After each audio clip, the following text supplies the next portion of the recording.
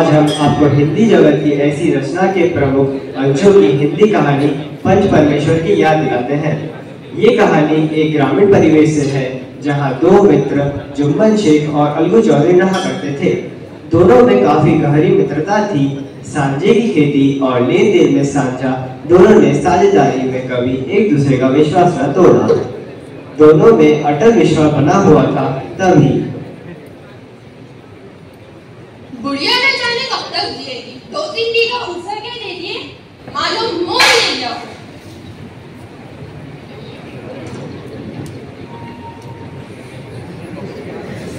जुम्मन, अब मुझसे सहन नहीं होता। तुम तो मुझे मोल दे दो, मैं अपना खुद पका कर खा लूंगी। रुपये क्या यहाँ फलते हैं? जमीन लिखते समय मुझे क्या पता था तुम मौत से वापस आ जाओगी। खाला बिगड़ गई। उन्होंने पंचायत करने की धमकी दी। हा हा हा हा हा। जरूर करो पंचायत, फैसला हो जाए। मैं इस रोज से खट से परेशान हो जाऊं। जुम्मन को कुछ भी संदेह न था कि पंचायत में कोई उसका शत्रु बनने का भी साहस करेगा। बेचारी खाला हाथ में लकड़ी लिए आसपास गांव में दौड़ती रही। ऐसा बिरला ही कोई आदमी हो जिसके पास बुढ़िया ने अश्रु बहाया हो। चारों ओर घूमकर बेचारी बहूजी अलगू के पास। बेटा अलगू,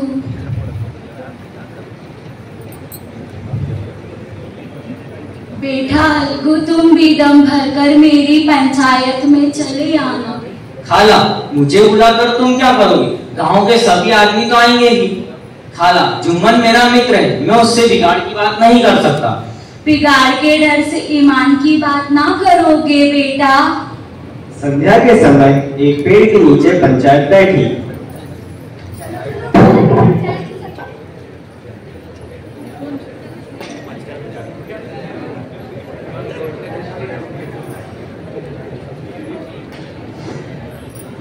जुम्मन शेख ने पान, इलायची, हुक्के, तंबाकू आदि का प्रबंध किया हुआ था और खुद अलगू के पास बैठकर सभी आने जाने वालों से दुआ सलाम कर रहे थे। पंच लोग बैठ गए तो बूढ़ी खाला ने उनसे विनती की। मैंने अपनी जायदाद अपने भांजे अलगू जुम्मन के नाम की थी। उसने उसके बदले मुझे रोटी कपड़ा कबूल किया था, पर ना मुझे पेट भरकर रोटी मिलती है, ना तन पर कपड़ा। अब मैं कचहरी तो नहीं जा सकती, इसलिए आप सभी इसका निर्णय कीजिए। तभी पंचों के बीच से पंच रामधन मिश्र बोले।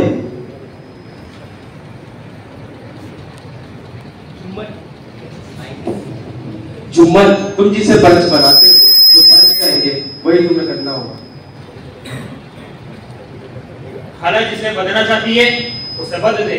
अरे तुम्हारा भरोसा किसी पर नहीं, पर अलगू पर तो है, इसलिए मैं अलगू को पंच बदती हूँ। जो मन ही मन खुश हुए, पर अलगू के चित्त में खाला की बात घर कर गई।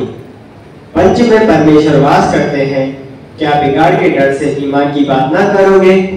अलगू को भी जुम्मन की भांति कानून का पूरा ज्ञान था। उन्होंने जुम्मन से जीना शुरू की और अंत में जुम्मन, पंचों को खाला की बात नीति संगत लगती है। तुम्हें खाला को हर माहवार खर्चा देना ही होगा। इस फैसले के बाद से जुम्मन अलगू को अपना शत्रु समझने लगे और बदले की भावना रखने लगे। तभी दुर्भाग्य से अलगू के 2 बैलों में से एक बैल चल बसा। जुम्मन ने इसे मित्रता में दगाबाजी की सजा कहा और अलगू को लगा कि जुम्मन ने बैल को बेच दे दिया।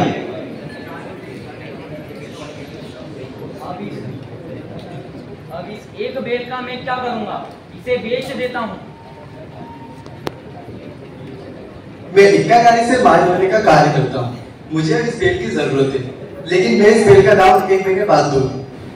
ठीक है, 1 महीने बाद मिलते हैं। ठीक। अलगू की भी गरज थी, इसलिए बिना समय व घाटे की परवाह किए बिना बैल समझू साहू को दे दिया। अलगू के घर बैल चैन की बंसी बजाते थे, पर समझू साहू ने बैल को दिन रात घाटेकार काम लिया। दाना पानी तक का ना पूछा, आखिरकार बैल ने दम तोड़ दिया। अलगू, ओ अलगू, तुमने उसने मुझे बीमार भेज दिया और बीमारी के कारण मर गया है। मैं उसका एक दाम न दूंगा। अब इसका फैसला पंचायत करेगी। मैं तुम्हें पंचायत में देख लूंगा। ठीक है। पंचायत बैठ गई। चलो चलो पंचायत में चलो चलो पंचायत में। रामधन मिश्र ने अलगू को पंच चुनने को कहा। अलगू ने साहू को पंच चुनने को कहा। समझू साहू जानता था कि जुम्मन को बदलने पर अलगू की एक न चल पाएगी, इसलिए उसने पंचों में सरपंच जुम्मन को चुना। पत्र संपादक अपनी शांति कुटी में बैठा हुआ कितनी धृष्टता और स्वतंत्रता के साथ अपनी प्रबल लेखनी से मंत्रिमंडल पर आक्रमण करता है, परंतु ऐसे अवसर आते हैं जब वह स्वयं मंत्रिमंडल में सम्मिलित होता है। मंडल में पकड़ते ही उसकी लेखनी कितनी मर्मज्ञ, कितनी विचारधीन, कितनी न्यायपरायण हो जाती है। ऐसा ही जुम्मन के साथ हुआ। सरपंच बनते ही उन्हें पंच की कर्तव्य का बोध हुआ। समझू, तुमने बेट पर निर्दय का अत्याचार किया है, उसे दाना पानी नहीं दिया है, ये पूरे गांव ने देखा है। तुम्हें अलगू से बेट की कीमत चुकानी ही पड़ेगी। चुकानी ही पड़ेगी। रामधन मिश्र और पंचायत में उपस्थित सभी लोगों ने पंचों की भरपूर प्रशंसा की। उनका विश्वास पंचों के प्रति बढ़ गया। अलगू जुम्मन के गले लग गया। दोनों एक दूसरे पर विश्वास के साथ एक दूसरे के प्रति